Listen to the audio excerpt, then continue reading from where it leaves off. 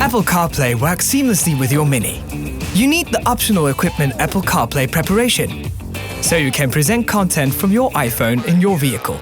Displaying the icons on the control display permits intuitive control. Sweet. Set up your connection. It's so easy.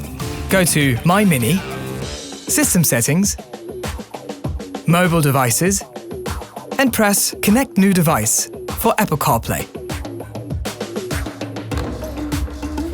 And do not forget to confirm. Turn on Bluetooth on your iPhone. Select the vehicle with the corresponding number. And see if the subsequent number is shown on your iPhone. Want the best experience? Allow the synchronization of your phone book. Done. A Wi-Fi connection is established, necessary to use Apple CarPlay. Let's activate Siri on your paired iPhone. Long press the voice control on the steering wheel. Hey Siri, set up a meeting for tomorrow morning, 9 o'clock. Your meeting is scheduled for tomorrow from 9 o'clock to 10 o'clock. So far so good. Check out our other how-to videos for more about your Mini.